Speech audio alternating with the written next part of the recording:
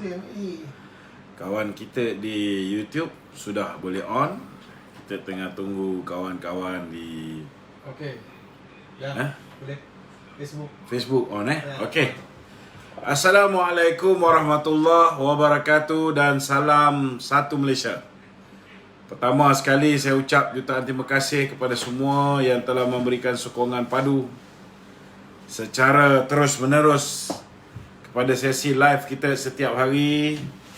Dan Alhamdulillah, walaupun kita dengan pelbagai kekangan, pelbagai usaha, pelbagai pihak untuk menghalang kita daripada ke udara, kita tetap meneruskan perjuangan kita, tetap meneruskan sesi Bual Bicara bersama Lokman Adam. Hari ini kita membaca satu tweet ke Facebook? Facebook oleh Abang Long kita, iaitu Datuk Seri Ismail Sabri. Beliau mengatakan bahawa saya sudah pun tutup pintu depan. Tiba-tiba ada pula yang buka pintu belakang. Nak buat macam mana, dia cuma timbalan Perdana Menteri dua. Timbalan Perdana Menteri yang pertama, yang menjaga MITI, yang ada kuasa, lebih berkuasa daripada Perdana Menteri, sudah pastilah tokoh sembirit negara, yang mempunyai kemampuan untuk membuka segala jenis pintu, sampai kadang-kadang tersilap pintu yang masuk. Bab pintu belakang ni memang Azmin pakar. Kita tak perlu nak pertikaikan kemampuannya dalam menguruskan pintu-pintu belakang ni. Buat kerajaan pintu belakang dia pandai. Dengan Haziq pun pintu belakang pun dia pandai. Semualah memang seorang yang cukup berkebolehan. Memang seorang yang boleh buat macam-macam benda-benda magic ketika dia berada di tampuk kekuasaan. Jadi hari ini, sesiapa yang nak bertanyakan soalan, bolehlah tulis di ruangan komen. Saudara Wang Kuris hari ini bertugas. Dia tidak dapat bersama dengan kita pada malam ini. Malam ini saya bersama dengan saudara Pablo. Nasib baiklah kerajaan membenarkan sesi Bual Bicara ni. Kalau tidak, susah juga kalau nak buat live seorang-seorang. Siapa yang nak membaca soalan, siapa yang nak monitor apa komen-komen dan pertanyaan-pertanyaan yang ditulis di ruang komen. Nasib baiklah. Okey, dah mula sangkut-sangkut. Pula dah ada yang sangkut-sangkut. Okey, silakan. Assalamualaikum Datuk. Waalaikumsalam warahmatullahi wabarakatuh. Datuk, berkenaan Datuk Ismail Sabri, Datuk. Saya dah, tadi Datuk dah tapi saya nak tanya sekali lagi Saya dah tutup pintu depan tapi dot Okey Datuk.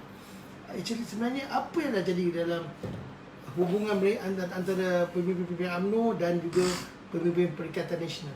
Boleh Datuk cerita sikit? Pertama sekali, macam-macam yang berlaku lah, yang saya dengar.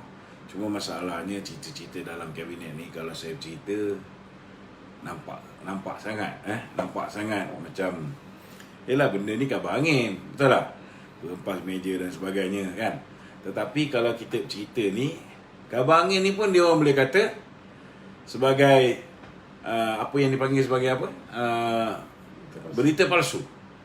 Jadi sebelum kita memberi peluang untuk diorang ni menggunakan apa yang kita kata tu against us, lebih baiklah saya simpulkan begini.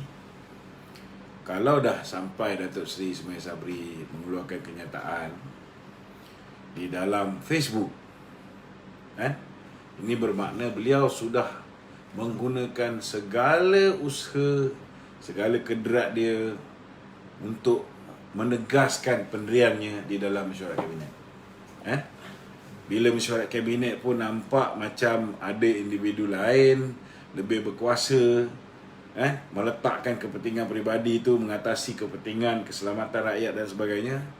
Saya dapat menggambarkan, ini apa yang saya punya insting. Saya rasa beliau pun frust. Beliau pun frust Sehingga akhirnya beliau tulis sikit je kan. Tulis sikit je. Dia kata apa? Saya sudah pun menutup pintu depan kan. Tapi kan. Korang fikirlah sendiri. Cuma kalau saya lah sebagai diplomat asing, kalau saya sebagai pelabur asing kan, ini jelas memberi gambaran bahawa kerajaan Perikatan Nasional ini retak menanti belah. Sebuah kerajaan yang mereka pun dah tidak yakin satu sama lain. Satu pihak macam Wabi Ismail Sabri, Dato' Seri Ismail Sabri, kalau boleh nak mengetatkan SOP kan. Satu pihak lagi kalau boleh nak melonggarkan, terutamanya kroni-kroni yang menjaga dia kan. Jadi ini sudah pasti akan membuahkan satu natijah yang negatif. Tidak lama lagi kita tunggulah. Kalau dah sampai Menteri UMNO tu Menteri Kanan UMNO sanggup untuk keluar kenyataan begitu, saya rasa hati pun dah tak ada di dalam Kerajaan Perikatan Nasional. Saya ucap tahniah dan syabas. Itulah yang dimahukan oleh ahli-ahli UMNO di peringkat akar umbi. Tinggalkan segera kerajaan yang menuju ke arah kehancuran ini. Kalau lambat kita bertindak meninggalkan kapal yang sedang dinahodai oleh orang yang membawa ke arah ke jalan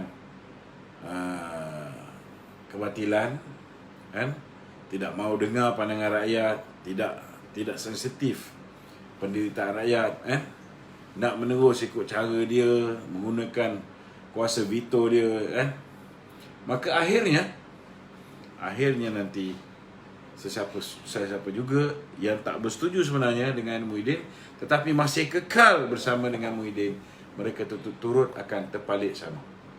Sekarang ramai kawan-kawan yang menjumpa saya, dia kata, kali ni aku tak peduli, walaupun aku setia kepada UMNO, tapi menteri-menteri dalam UMNO ni, disebabkan mereka ni bersekongkol dengan Muhyiddin, mereka juga tak akan aku undi. Ada ramai yang dah bercakap macam ni.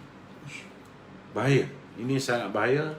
Dan kita harap menteri-menteri kita yang dah mula faham ni cepatlah bertindak. Jangan tunggu lama-lama. Lebih baik, lebih mulia kalau kita jadi pembangkang yang berkesan. Kita jadi pembangkang yang memberikan teguran-teguran yang membina. Tak kisahlah, betul lah, tak ada kuasa. Tapi apa guna kalau kita ada kuasa orang maki kita? Apa guna kalau kita ada kuasa, jumlah kita ahli parlimen ramai, tetapi benda yang baik kita nak buat, kita tak boleh buat? Apa guna kalau kita ada kuasa, kita duduk dalam kabinet, kita dapat kereta besar, kita dapat gaji besar, tetapi keputusan-keputusan yang memeritkan kehidupan rakyat, keputusan-keputusan yang menyukarkan rakyat, kita bantah, tapi suara kita tenggelam. Suara mereka-mereka yang datang daripada PPBM lebih kuat. Disebabkan Perdana Menteri tidak mengagihkan kursi menteri-menteri ini dengan adil. Dia berikan kuasa kepada rakan-rakan parti mereka dan mereka-mereka yang menjadi apa dipanggil sebagai proksi mereka di dalam UMNO untuk diangkat menjadi menteri-menteri.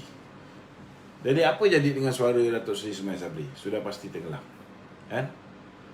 Jumlah orang yang betul-betul dinamakan oleh Presiden lebih kurang 4 orang. Tapi daripada 4 orang ni pun, berapa orang yang betul-betul bersama dengan Presiden hari ini? Itu pun kita boleh membuat penilaian. Banyak menteri yang dilantik oleh Muhyiddin sendiri. Jadi kita pun boleh agaklah, Dewan ni sudah pasti tidak akan mengikut apa yang diputuskan oleh parti, tetapi mengikut apa yang diputuskan oleh Perdana Menteri. Cukup lah. Okay. Datuk, dengan cerita macam-macam berkenaan PAS ke, mungkin ini bukan berkenaan kita, tapi isu semasa, mengenai politik negara. Haji Hadi dengan cerita pun mungkin akan dilantik sebagai Timbalan Perdana Menteri. Nik Abdul pula dengan satu grup dia lagi. Apa cerita sebenarnya, Datuk? Betul lah, saya dengar kabar-kabar dalam PAS ni. PAS pun ada dua pihak juga. Sama juga dengan UMNO. Dalam UMNO ada juga segelintir yang nak kepada bersatu. Dalam PAS pun hakikat dan realiti dia, yang nak dengan bersatu ni ada. Ada. Tapi yang tak nak dengan bersatu, yang sedar realiti rakyat di bawah menolak kerajaan bersatu, dan kalau mereka ni PAS berterusan bersama bersatu dengan mereka sendiri akan lingkup, pun ada juga. Saya ambil contoh lah, kalau kita tengok macam perkembangan terkini, antara mereka yang hari ni berada dalam kem Haji Hadi, semakin hari pun semakin kurang orang yang bersama Haji Hadi. Antaranya Syamsuri, Menteri Besar Terengganu, Taqiyuddin. Jumlah ni dah makin kurang, sebab mereka pun sedar bahawa PAS di peringkat akar undi pun sudah mula berfikir, kalau mereka terus menerus dengan bersatu ni, ianya akan menjahanamkan imej PAS itu sendiri. Dan hari ni kita tengok, ada yang dulu rapat dengan geng-geng Publica ni pun dah mula sebelah sini. Contohnya macam Atakiri pun dengar cerita dah mula dekat dengan Tuan Ibrahim Tuan Mat. Kalau macam Ning Abdul tu dah lama lah. Geng-geng ulama ni memang dia lebih pada Tuan Ibrahim Tuan Mat, yang mana kumpulan ni lebih memberatkan muafakat nasional berbanding dengan Perikatan Nasional. Jadi kita benda-benda berkaitan dengan PAS ni kita serahkan lah, biar PAS uruskan. Kita orang UMNO, kita bincang tentang UMNO. Apa nak jadi dalam PAS ni, kita harap mereka satu hari akan sedar. Saya pun macam mana pun kadang-kadang kecewa jugalah dengan kawan-kawan dalam PAS 2-3 orang ni, Tetapi saya mempunyai keyakinan bahawa kalaupun ada yang rosak 2-3 orang ni, yang belum rosak dalam PAS ni ramai. So kita doakan semoga mereka ni diberikan kekuatan untuk mengembalikan PAS di haluan yang betul, dan kalau boleh kembali bersama dengan muafakat nasional. Kalau ada beberapa orang yang syok nak ditawarkan jawatan Timbalan Perdana Menteri oleh Azmin Ali, dah rasa geli-geli sikit nak jadi Timbalan Perdana Menteri ni, kalau mereka ni lebih dekat dengan PPBM, okeylah tu, biasalah. Tak ada apa yang kita nak heran. Biarkan. Biarkan. InsyaAllah dalam PAS tu nanti mereka pun ada dia punya own agenda. Bukan kita je yang nak bersihkan UMNO. Orang PAS pun ada nak bersihkan. Orang PAS yang meletakkan dunia lebih daripada akhirat. Ada juga, Kita doakan geng-geng yang nak kepada kebenaran ni, dia berikan kekuatan dan memenangi, berjaya menumpaskan geng-geng yang memikir soal dunia banyak sangat ni. Okey, Datuk, semalam Datuk ada ulas berkenaan moratorium. Okey, hari ni Peguam Muhammad Hanif Katri, dia ada menyifatkan Tengku Zafrul semalam sebagai palsu dan tidak tepat. Berkenaan kenyataan bahawa kerajaan tidak mempunyai kuasa undang-undang untuk memaksa bank memberikan moratorium keseluruhan kepada semua peminjam. Dia kata bank tak ada kuasa. Orang masih lagi geram. Bukan bank tak ada kuasa. Apa dia, kerajaan tak ada kuasa? Kerajaan ada kuasa. Menteri Kewangan ada kuasa ke atas bank negara. Lesen dia bukan. Walaupun bank negara tu boleh dikatakan sebagai sebagai badan bebas, yang menjaga, mengawal sistem monetary Malaysia ni. Tetapi apa pun dari segi perjuatan, dari segi menempatkan siapa yang patut duduk di bank negara, semua masih lagi Kementerian Kewangan, kan? Janganlah bodoh orang. Aku ni dulu Kementerian Kewangan juga. So kau nak kencing orang tu kira berpatut-patut lah. Bukan semua bodoh. Hanif Katri pun boleh fikir. Kan? Sampai bila Zafrul nak mengakal orang? Kan? Bank negara is a very powerful authority. Administration dia dia boleh bagi kata dua lah dekat bank-bank ni. tutup pun boleh. Dia nak tarik balik lesen bank-bank ni pun boleh. Kan? Betul lah kita tak boleh sesenang-senang tarik lesen.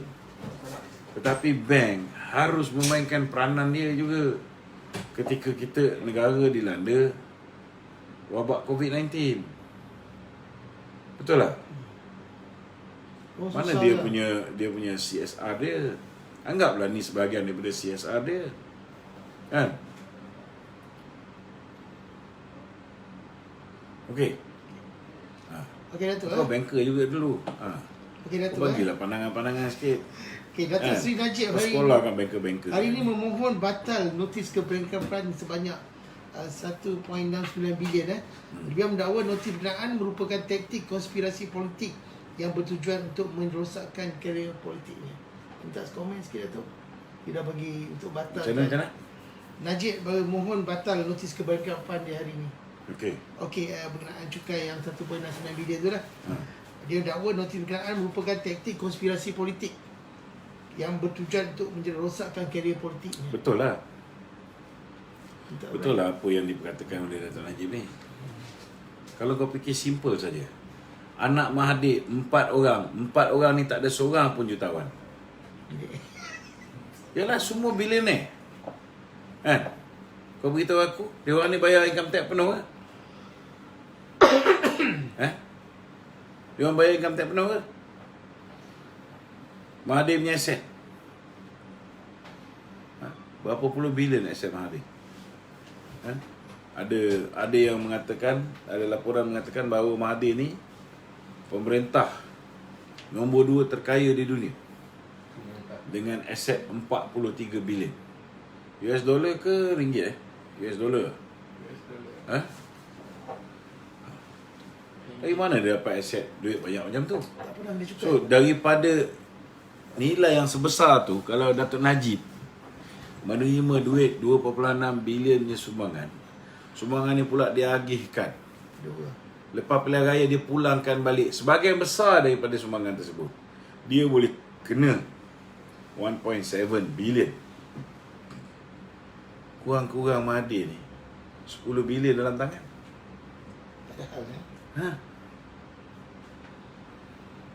Ada dia kena. Berapa juta dia bayar bank ni cukai pendapatan. Itu sebab kita kata this is a selective prosecution dan malicious prosecution. Satu pertuduhan yang berniat jahat. Apa niat dia? Bila dia nampak bahawa usaha nak memenjarakan Datuk Sri Najib melalui undang-undang sivil, penal code, mengalami jalan yang sukar.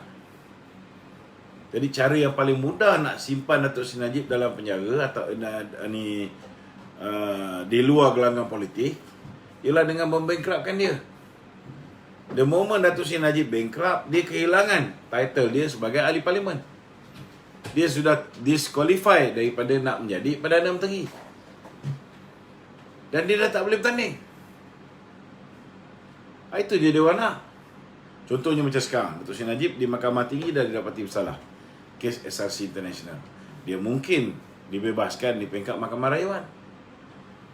Kan?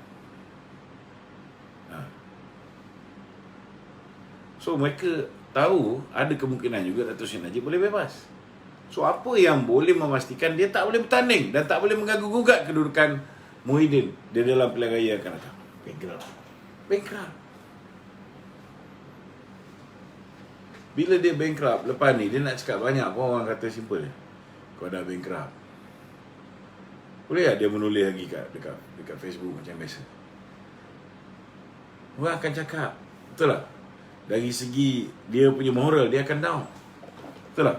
Ini yang dikejar oleh Muhyiddin. Sebab dia tak ada telur nak lawan secara gentleman dengan Datuk Najib. Dia tahu dia takkan menang. jauh panggang daripada api. Kan? So dia kena buat sesuatu yang boleh mematikan karier politik Datuk Najib. Dan tak cukup dengan Datuk Najib, anak-anak Datuk Najib seorang-seorang kena. Nasifuddin tu kena sampai 37 juta. Yang Yana dia dapat daripada mak mentua dia. Dapat rumah daripada mak mentua dia. Ketika dia belajar, dia kena 10 juta lebih. Mana datang logik akal ni? Orang tengah belajar, belum habis belajar lagi, dah kena cukai pendapatan 10 juta lebih kerana dia mendapat hadiah daripada mak dia. So benda-benda zalim macam ni tak apa. Mereka boleh merancang, Allah Ta'ala pun ada perancangan dia. Dan perancangan Allah Ta'ala tu jauh lebih baik daripada perancangan manusia. Percayalah, Datuk Seri Najib insya-Allah akan keluar daripada semua masalah-masalah. Aku yakin bahawa akhirnya kebenaran itu akan dapat kita tegakkan. Kalau adalah lagi dia orang ni hayat, habis kuat pun 1-2 tahun saja. Lepas tu macam mana pun dia kena kembali ke peti undi. Bila dia kembali ke peti undi dalam keadaan rakyat menunggu ni. Rakyat tunggu apa sekarang ni? Bukan rakyat tunggu nak balik kampung sangat. Betul lah rakyat France tak boleh balik kampung. Tetapi yang satu benda yang rakyat betul-betul France takkan boleh buat, ialah nak memastikan kerajaan hari ini dijatuhkan dalam pilihan raya.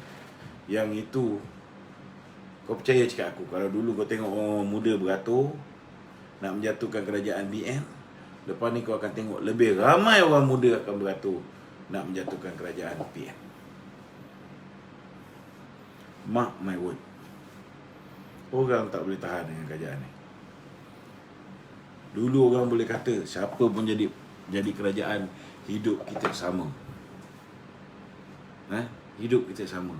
Bila datang PH, kita setakat kena tipu je. Kita setakat mungkin adalah sedikit-sedikit tindakan DAP menyebabkan kita punya hak sebagai orang Islam, hak istimewa Melayu, hak raja-raja Melayu, hak bahasa Malaysia sebagai bahasa kebangsaan yang diganggu-gugat. Betul tak? Tapi bila datang kerajaan Muhyiddin ni, Allahu Akbar, hak cari makan pun hilang. Hidup kita diatur oleh mereka. Mereka memutuskan kita boleh cari makan untuk anak-anak kita ataupun tidak. Hari ni ada kes lagi, kes orang bunuh diri lagi. Tak ada makan. Weh, kat bawah ni teruk. Kita ni okey lah juga. Kadang-kadang boleh bawa rider Food Panda lagi. Ataupun rider Lalamu hantar barang lagi. Habis yang motosikal pun tak ada ni macam mana? Ada fikir? Dulu buat kerja online, bahan mentah pula tak ada. Tak senang tau hidup bawah kerajaan Bahlul ni. Bila datang Muhyiddin ni, bro, semua benda yang orang cakap dulu semua tak betul. Orang kata siapa pun jadi kerajaan, hidup kita tetap sama. Rupa-rupanya tak sama kalau kita silap memilih. Tengoklah apa hari ni. Berat betul. Berat betul keadaan kita, kehidupan kita. Tidak seperti dahulu. Hari ni baru orang tahu. Dulu Datuk Najib tu betapa berat. Kerja kuat, setengah mati kerja. Walk about sana, walk about sini, ziarah sana, ziarah sini. Turun padang sana, turun padang sini. Pergi ke kawasan banjir di Kelantan. Pergi ke Sabah, Sarawak. Mana tempat dia tak pergi. Tapi bila orang fitnah dia, cepat je kita percaya. Betul tak? Hari ni kita kena jawab. Hari ni kita menerima akibat daripada apa yang kita buat pada pilihan raya umum yang akan datang. Okey, Mi? Okey, ada apa? Okey. Ada soalan dalam ni? Datuk. Baik. Datuk, hari ini Menteri Perusahaan Peladangan dan Komuniti Muhammad Khairuddin dia dakwa dirinya difitnah laman Facebook mesra UMNO serta beberapa sebahagian pimpin UMNO turut berusaha menyerangnya. Ini kena susulan Siapa tu? Siapa? Al-Zakiri. Khairuddin. Kenapa dia? Pasal isu lembaga tergetah Malaysia yang dikatakan mahu memajak tanahnya di bawah harga pasaran. Tak komen sikit tu. Dia cakap apa? Dia rasa dia difitnah oleh laman Facebook mesra UMNO dan sebahagian pemimpin UMNO. Tak salah. Baru je aku cakap. Tahu kau? Dia baru ni dia ada keluarkan kenyataan begitu. Itu sebab kan, dia kalau nak kembali ke pakai jalan, kembali je lah. Kau ada buat silap tu, kau minta maaf lah di atas kesilapan-kesilapan. Hari ni kau pun sedar bahawa kalau kau pergi bersama dengan bersatu, kau akan ke laut. Kan? Dia buat kerja perempuan. Jadi kalau nak patah balik, nak buat reverse ni, nak kembali berbaik dengan UMNO ni, buatlah kerja cara nak berbaik dengan UMNO. Kan? Jangan lagi tuduh-tuduh UMNO. Kan? Orang berapa kali cerita pasal dia dengan Mawar. Aku pun tak balun lah. Aku cakap rezeki dia. Kan? Aku cakap rezeki dia. Ada aku balun dia dengan Mawar? Tak ada. Kan? Betul tak? Pasal lembaga getah tanah tu nak dijual. Kan? Musim lembaga getah pun nak letak jawatan. Belum sempat orang tu letak jawatan, tiba-tiba dia dipecat. Aku tanya, kenapa orang yang mempertahankan tanah tu dipecat? Kenapa orang yang nak jual tanah tak kena pecat? Polisi apa kan ni? Salah ke? Kita bertanya. Tak apa. Kan? Nak jawab. Tak nak, sudah. Kita pun tak kisahlah. Kita pun tahu. Kita tanya macam mana pun Takkan jawab. takkan jawab. Kan? Dia orang ni buat apa pun takkan ada tindakan. Kau tengok kes yang pasal perempuan kena rogol itu. Semalam polis datang ambil keterangan. Datang lagi polis ambil keterangan.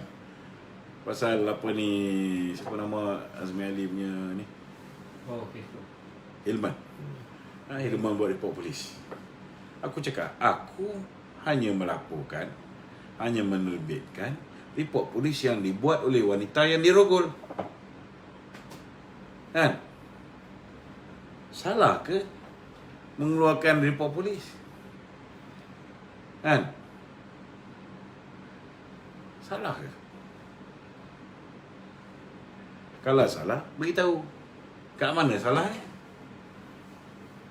Dokumen tu boleh dia beli.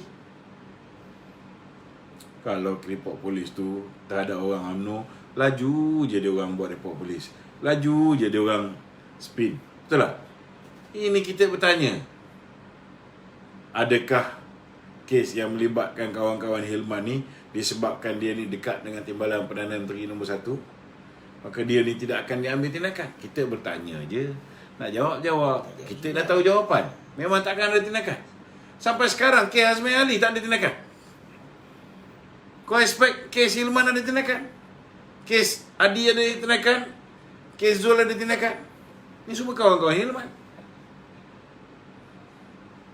Budak tu pula diugut supaya tarik apa? Tarik balik report. Dia orang berkuasa. Macam-macam dia orang boleh buat. Kan? Okey. Okey, Datuk. Orang tanya ni, apa slow sangat ni? Tak ada soalan-soalan panas sikit ke? Datuk, hari ni Najib Razak Ya. mempertikaikan Perikatan Nasional yang menurutnya mengabaikan golongan berpendapatan sederhana. Betul. BM40 dalam bantuan ekonomi terbaru. Langsung tak ada cerita tu. M40 terkesan, the top 20 terkesan. Dan diorang ni, dia kena ambil tanggungjawab. Sebab zaman Muhyiddin ni lah paling ramai the M40 dan the top 20 jatuh darjat dia pergi ke B40. Ambil contoh, kawan-kawan yang ada industri pelancongan, ada berapa puluh biji bas. Bila hilang pendapatan hasil daripada pelancongan, berpuluh biji bas yang dulu buat duit, hari ini berpuluh biji bas ini menjadi liability yang membankruptkan kawan-kawan kita. Orang yang dulu hidup mewah, ada beratus biji kemah, ada bermacam jenis pelamin prop untuk buat majlis perkahwinan, kan? Orang yang buat kerja catering dulu betul-betul buat duit dengan ni. Bila datangnya manusia bernama Muhyiddin Yassin, hancur lebur. Hancur lebur. SOP berubah. Berapa lama? Dekat setahun dia orang tunggu nak buka perkahwinan ni.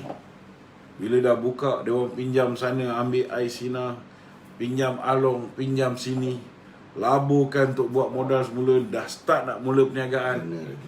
Tiba-tiba gap PKP 3. Datang pula darurat, datang pula lockdown, lauk daun ni, kan? Hancur bro. Hancur. Tapi tak tahulah aku sejauh mana orang Malaysia ni akan sedar. Sejauh mana orang Malaysia ni bila datang ke petak mengundi, dia akan pastikan tak ada seorang pun geng-geng PN yang menyokong Muhyiddin ni akan diundi balik. Ini aku tak ada jaminan. Orang Malaysia ni pemaaf, kan? Tak apalah, kan? Mana tahu lepas ni mereka berubah.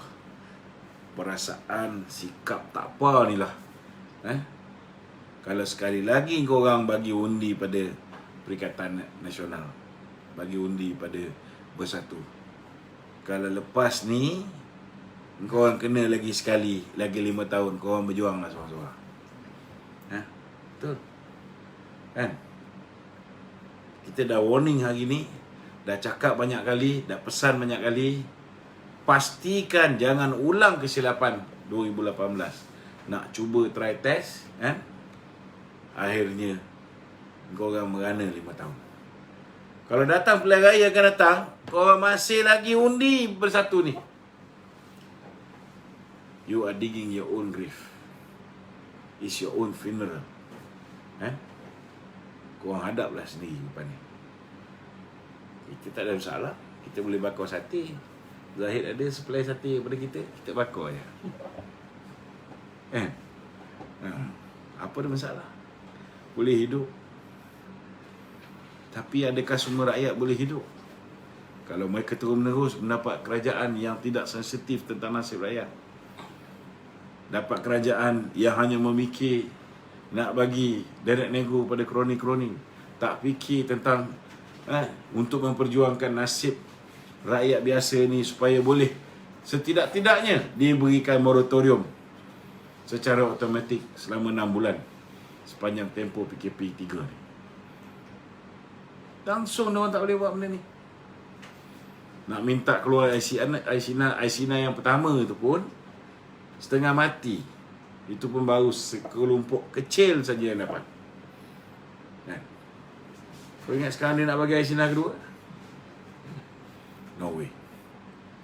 Okay, Datuk.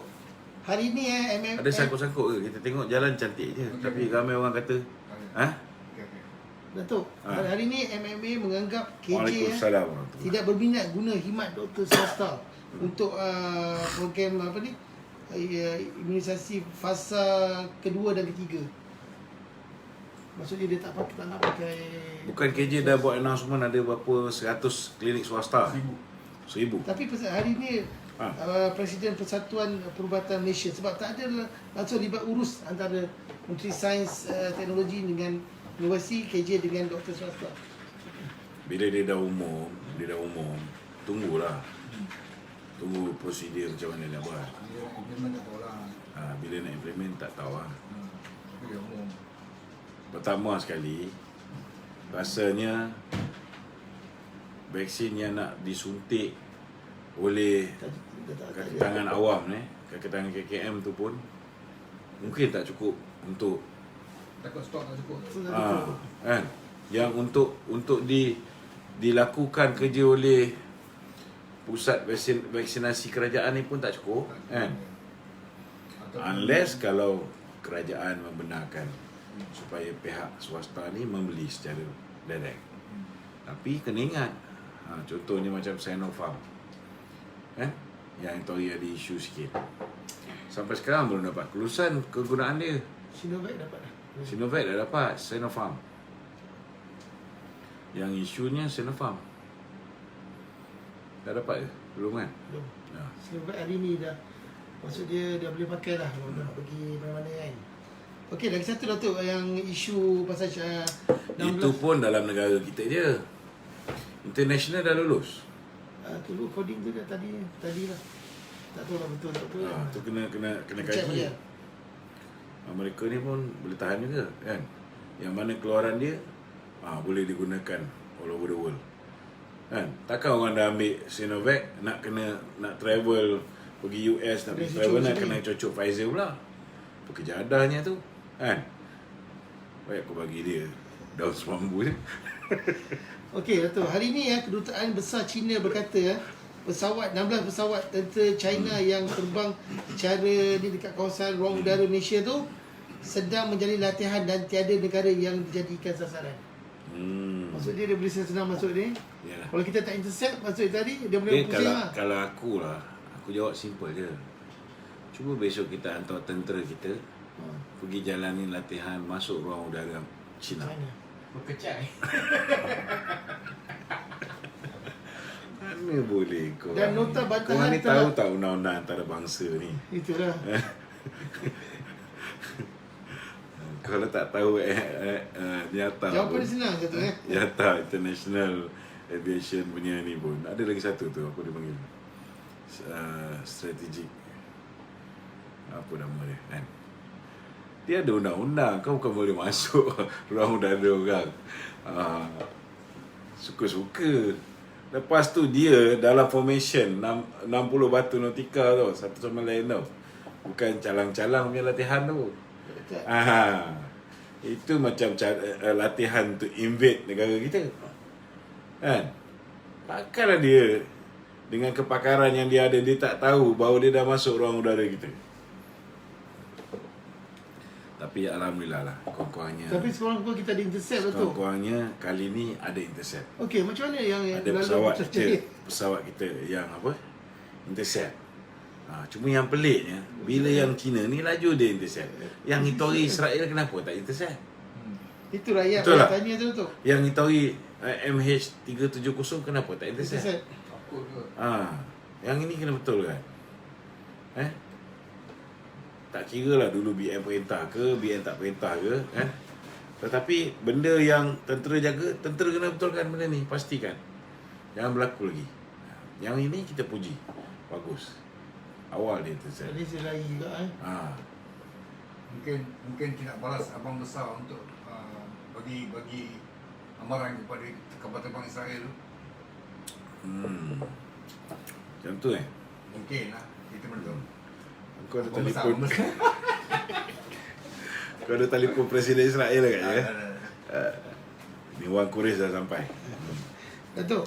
Okey, pengusaha restoran membangkitkan kerumitan memohon menerusi sistem CMS 3.0 ditambah dengan kesukaran mengakses laman webnya. Ya. Nak dapat Malaysia apa? pengusaha restoran. Pengusaha betul. Kena ambil meeting juga Datuk. Kalau restoran kena ambil meeting. Oh. Kalau macam yang gerai-gerai kecil ni dia orang boleh mohon melalui PBT rasanya. Tak perlu. Tak perlu mohon Sekarang dia beritahu. Kau tanya soalan kau beri jawapan Betul lah, kau pandai awak. Lain kali aku ingat kau duduk sini. Kau dah tahu jawapan kau tanya aku. Sebelum kita pergi ke sebelum kita pergi ke aduan rakyat tu aduan rakyat. Ada forum aduan rakyat. Lain kali kau buatlah backdrop sikit, bual bicara. aduan rakyat tu. Kita di tempat macam bila nak kena tangkap nanti kita cakap ni kita buat bual bicara ini dah diluluskan MITI. kita dah macam tempat JKM dah sekarang. Oh, JKM. Tapi tak boleh tahan lah. Orang minta tolong ni banyak sangat. Ya, tengok sebelum kita pergi tempat tu Jangan kau menambah sudah ya. Ada suara-suara sumbang tu Ya. yang sebelah sana lah. Mengatakan bahawa punca kerajaan sekarang ni melaksanakan nak mengekang penularan COVID ni adalah daripada BN juga tu. Jadi apabila kerajaan nak melaksanakan lockdown dan sebagainya tu, kerajaan perlu berbelanja banyak untuk menampung untuk memberi kepada rakyat-rakyat supaya tinggal di rumah. Dia kata ini seolah BN lah kerana memanjakan rakyat daripada dulu lagi. Begitu sekarang ni rakyat dah pecah kepala. Maknanya selama hari ni BN memanjakan rakyat lah. Ya. Sekarang Kau orang dengar tu, dia orang kata BN memanjakan rakyat. Jadi kalau kau nak terus dimanjakan, kan, pilihan raya akan datang undi BN. Kalau kau nak kena lenyek, kau nak kena bijak, kau undi abah kau. Okey. itu je. Itu je. Aduh. Tak. Tanya jawapan itu juga. Yalah, bro. Tak, kenapa nak salahkan BN? Zaman BN, kelebihan Datuk Najib ni, dia macam bapak dia. Bapak dia lah orang yang telah membuatkan Felda, Mara. Itu sebab bapak dia dikenali sebagai bapa pembangunan negara. Datuk Najib pun banyak benda yang dibuat ni prioritize dia pada golongan yang paling susah. Sebab bagi dia, kalau kita nak bantu rakyat, kalau kita nak subsidi rakyat, kita kena pastikan subsidi tu pergi kepada orang yang betul-betul memerlukan. So, kalau kita ada duit nak bantu rakyat, kita ada benda yang kita nak subsidi, takkan kita subsidi contohnya dalam bentuk minyak petrol yang kita tahu 70% pergi kepada the M40 dan the top 20 dan hanya 30% dinikmati oleh the B40. Itu sebab subsidi pukal yang lebih menguntungkan si kaya daripada orang miskin, dia tarik. Kemudian dia pulangkan dalam bentuk, pertama dia bagi BRIM. Kan? BRIM mula-mula kita bagi kepada mereka yang mempunyai pendapatan di rumah RM3,000 dan ke bawah. Kalau itu hari kita tak jatuh, RM5,000 gaji pun dapat BRIM. Kita peluaskan jumlah penerima. Bantuan awal persekolahan, mula-mula kita bagi semua. Bila kejatuhan harga minyak September 2014, kita bagi kepada pendapatan di rumah RM3,000 dan ke bawah. Setiap anak RM100. Bantuan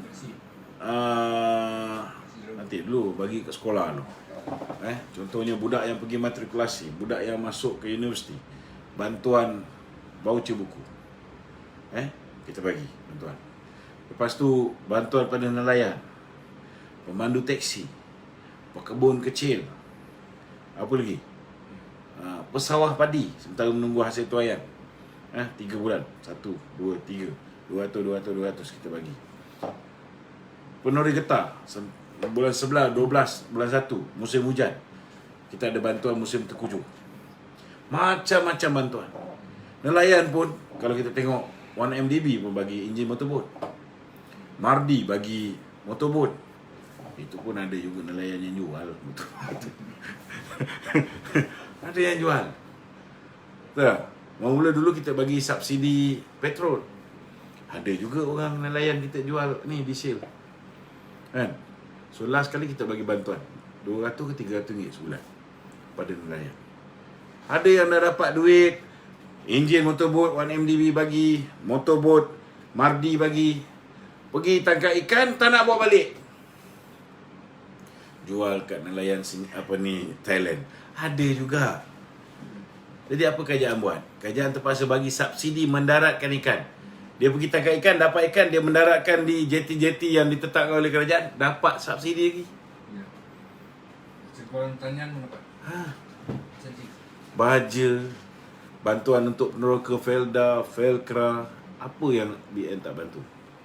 Tapi last sekali, macam Libya. Apa jadi pada Muammar Gaddafi? Muammar Gaddafi ni, dia bagi macam-macam kepada rakyat. Tapi last sekali, dia dipukul, dia dikerjakan, dia dibunuh oleh rakyat dia. di jalan raya. Nasib baiklah kita ni tak kena macam tu. Rakyat kita rasional. Tapi kadang-kadang tak rasionalnya, mereka mengundi mengikut emosi mereka. Bila mengundi ikut emosi, maka apa yang dia dapat, ni lah kerajaan haprak hari ni. Kan? Mula-mula dapat Pakatan Harapan. Lepas tu diangkat pula sebahagian daripada Pakatan Harapan tu gabung pula dengan kita, gabung dengan UMNO. Hancur pun. Kita dah beritahu jangan gabung, awal lagi kita dah beritahu. Kan? Jangan buat perjanjian dengan syaitan. Mula-mula. Kan? Mungkin okey, tapi last kali kita akan kena juga. Betul tak? Betul. Tak nak dengar. Sekarang betul tak apa kita cakap dulu? Kita dah cakap lah. Tak apalah, benda lepas-lepas kan. Semua orang belajar melalui kesilapan. Tak apalah. Sekarang alhamdulillah UMNO dah mula kembali ke pangkal jalan. Dah memutuskan tidak akan bekerjasama dengan Bersatu dan Muhyiddin pada pilihan raya akan datang. Okey. Cukup. We move towards that. Kita pastikan BN UMNO menang pilihan raya dan kita kembalikan kerajaan kita ditunjangi oleh Barisan Nasional. Kita ada banyak pakar-pakar dalam Barisan Nasional, kepimpinan-kepimpinan yang ada sebelum ni, yang ada pengalaman, kan? Kita gunakan dia orang ni untuk memacu balik ekonomi negara, untuk menstabilkan kerajaan, dan akhirnya barulah rakyat akan menikmati bagaimana mereka menikmati kejayaan kita dulu, InsyaAllah mereka akan kembali menikmatinya di masa akan datang dengan penambahbaikan yang lebih baik. Kalau dulu mungkin ada orang UMNO ni alpa ke, kan, lupa diri sikit ke, dah kena tegur oleh rakyat, takkanlah nak meneruskan lupa diri tu. Betul tak? Kembali ke pangkal jalan, kan? Buat self correction, muhasabah diri. Dapat kuasa balik, make sure you are a much more better person than before. Pastikan kita berikan khidmat yang jauh lebih baik daripada dulu, supaya rakyat akan ingat sampai bila-bila. Jangan sekali-sekali berani tukar kerajaan. Tapi kalau korang buat perangai lebih teruk daripada sebelum korang ditegur 2018, jangan salahkan rakyat nanti. Betul tak? Kena ingat rakyat pernah mengubah kerajaan. Maka apa pun kita buat, kita kena sentiasa letakkan dalam hati kita bahawa setiap perbuatan kita diperhatikan. Setiap kerja kita diawasi oleh rakyat. Maka berikan khidmat terbaik. Jangan alpa, jangan lalai, jangan abaikan kepentingan rakyat. Datuk, FB memang tak dapat notification ke? Check FB Datuk, baru boleh tengok live. Okey. Dia memang macam ini. Semenjak ni. Memang semenjak 1 Ramadan lebih kurang. Okey. Memang FB ni membantulah kerajaan ni, senang cerita. Notification, saya punya follower ni ada berapa, dulu ada 140. Sekarang tengok macam ada turun sikit. Macam mana dia orang buat lah. Tinggal 120 lebih je. Ni FB baru ni. Yang lama dulu banyak orang tu semua dah kena delete. So, sekarang ni saya nak beritahu, saya nak bagi tips. Ada kawan saya beritahu, nak pastikan anda semua mendapat notification daripada saya. Apa yang anda perlu buat, pergi masuk kat komen sekarang ni. Okey? Type lah apa anda nak tulis. Okey, letaklah hi ke, setuju ke, hidup UMNO ke, kan? Type je. UMNO tetap di hati ke, kan? Bila kamu type di ruangan komen, maka selepas ini kamu akan terima notification. Atau share. Tolong beritahu, ataupun share. Tapi kalau like tak cukup. Share tadi. Like, dia tidak akan menyebabkan kamu akan dapat notification lepas ni. Komen dan share. Ramai yang mana hai. Aha, hai. Hai hai. Okey. Hai. Bagus. Kalau ada 2,800 orang hai ni, lepas ni hai dia banyak. Letak je salam ke, Assalamualaikum ke, hai ke apa. Kena tulis. Jadi selepas ni notification tu akan masuk. Tolong share sekali. Dan tolong beritahu kawan-kawan buat benda yang sama. Pergi kat Facebook saya, komen sikit je, hai ke, bye ke, kan. Jangan die sudah. Okay. Alright. Ini yang dekat apa, dekat YouTube pun dia hai juga. Saya cerita di Facebook. Okay. Yang kedua, caranya, Zakri Zidane pun hai. Oh lama. Aizul. So apa ni, yang kedua, saya ada apa dia panggil, Telegram. Pergi kat Telegram tu, search DATO Afrosophy, koma yang kat atas tu, LOKMANADAM. Bila dah search tu, okay, search nama saya tu, dah dapat channel saya tu, tekan join. Jadi setiap kali saya live, saya akan hantar notification kepada Facebook sama. Okay? Okay, ada soalan lain? Okey Tok, kembali kepada apa tadi? Okey. Tak okey. Aduan rakyat tu Oh, aduan rakyat. Okey. Kita dapat terima Hey, banyak aduan jangan kira aduan rakyat je. Aduan aku ni gitu. Air habis. berapa kita boleh Saya memang kuat minum air. Macam mana dia buat? Lagi? Tak apa, air ni tak ada gula kan? Ada. Tak ada gula kan? Tak ada gula, alhamdulillah. Okey Tok, kita dapat terima banyak apa ni aduan lah Tok. Aduan, kita, okey. Kita pun heran kenapa dia nak mengadu kat kita Okey. Tapi dia minta tolong Datuk sampaikan lah. Okey. Dia orang yang berkenaan. Kuat sikit cakap. Okey. Tu, duduk sini Wan. Duduk sini jauh sangat kau ni. Orang nak dengar kau ni. Dia orang semua tanya mana kuris. Okey Tok, boleh tak beritahu dekat KKM dan JKM? JKM Jaga ni Kesihatan dan JKM. JKM supaya ada apa ni, kolaborasi dalam menangani masalah orang yang dah kena COVID ataupun dah kena apa? Okey. Kena gantai lah Tok.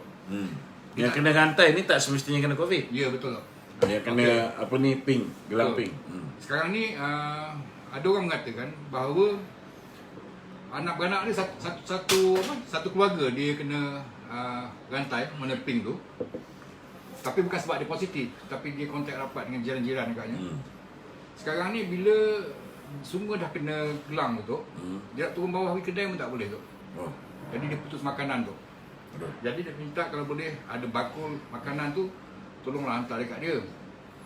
Jadi kalau dia kata dekat mana dia boleh dapatkan bakul makanan itu dalam keadaan tu macam tu sekarang. Sebab sebelum ni saudara-saudara dia ataupun adik-beradik dia tinggal di luar kawasan 10 radius kilometer, boleh datang pergi. Tapi sekarang sebab lockdown, diorang tak dapat nak datang pergi. Jadi minta KKM maklum pada JKM bahawa orang ni perlukan makanan bantuan apa semua. Ni kawasan mana ni? Ini kawasan di sekitar Lembah Kelang tu. Lembah Kelang. Lembah Kelang. Kalau Lembah Kelang ni boleh dah ambil senarai nama dia orang ni, rumah-rumah, nombor alamat ni kan. Cakap kuat sikit tu, cakap macam Tak adalah. tak iklan. Yang tak aku beritahu dengan kau ni. Yang mana kita boleh cover, kita cover lah. Kan? Sebab dia kata MPP yang dilantik oleh majlis. Cuma yang lain-lain, yang mana jauh-jauh ni, kita kalau setakat Lembah Kelang ni kita boleh cubalah hantar bantuan. Tetapi kalau macam jauh ni, kita mengharapkan kawan-kawan yang ada budi bicara. Penguat kuasa tu, bila nak tahan orang tu, kan, dengarlah juga alasan-alasan kenapa mereka bergerak lebih daripada 10 km. Janganlah laju sangat nak isi borang taman tu. Biarlah. Kan? Gunakanlah kebijaksanaan. Macam semalam, kalau orang tua keluar rumah, takkan nak jalan seorang-seorang dengan orang Grab. Yalah, betul lah. Kalau Grab tu menyediakan perkhidmatan, menghantar dia sampai ke pintu masuk hospital, Jumpa doktor. sama-sama tunggu jumpa doktor, Nak pergi bilik pilih dia apa semua, nak pergi bilik air, tak apa juga. Yalah. Tak ada servis macam tu. Dan kalau ada sebab macam tu pun kita tak mampu nak bayar. Ya. Betul tak? So, gunakan budi bicara. Kalau ada orang terpaksa bawa anak, kan? Atau cucu yang terpaksa temankan atuk dia, kan? Gunakan budi bicara. Kan? Kadang-kadang kedua ibu bapa sekarang dah tak ada kerja. Bukan semua boleh hantar anak pergi nursery. Kalau anak tu kecil-kecil, kan? Tak boleh, jenis tak boleh duduk rumah seorang-seorang. Duduk rumah tu lebih membahayakan. Maka pertimbangkanlah, permudahkan urusan orang yang dah sedia disusahkan oleh Muhyiddin ni. Kan? Dahlah pegawai-pegawai polis kita ni disusahkan dengan pelbagai SOP yang berubah-ubah oleh Muhyiddin. Kan? Diorang dah sedia susah. Korang pun dah susah. Jadi korang pun tahulah macam mana keadaan. Rakyat kat bawah pun sebenarnya susah juga. Sama juga dengan pegawai-pegawai polis. Datuk tolong pesan dekat MPP tu, agar Majlis Perwakilan Penduduk. ya, jangan pilih bulu tu, jangan pilih parti tu. Ini misi manusia, misi bantuan Itulah kemanusiaan kita harap kawan-kawan yang ada kaitan dengan misi kemanusiaan. Sama ada mereka ni NGO ke, sama ada mereka ni parti politik ke, sama ada mereka ni JKKK ke, sama ada mereka ni MPP ke, sama ada mereka ni JMB ke. Kalau nak beri bantuan tu, janganlah fikir dia orang ni orang bersatu ke bukan, orang PAS ke bukan, orang UMNO ke bukan. Bagilah bantuan kepada orang yang betul-betul memerlukan. Kan? Ikutlah teladan yang dibuat oleh Barisan Nasional. Barisan Nasional, bila kita bagi bantuan dulu, yang paling banyak terima bantuan orang Selangor. Maknanya penyokong PKR yang paling ramai. Kan? Tak pernah kita nak tirikan. Sama ada tu orang tu Melayu ke India ke China ke Kadazan ke Dusun ke, kita bagi pada semua. Kan? Sebab kemanusiaan ni mesti mengatasi latar belakang politik.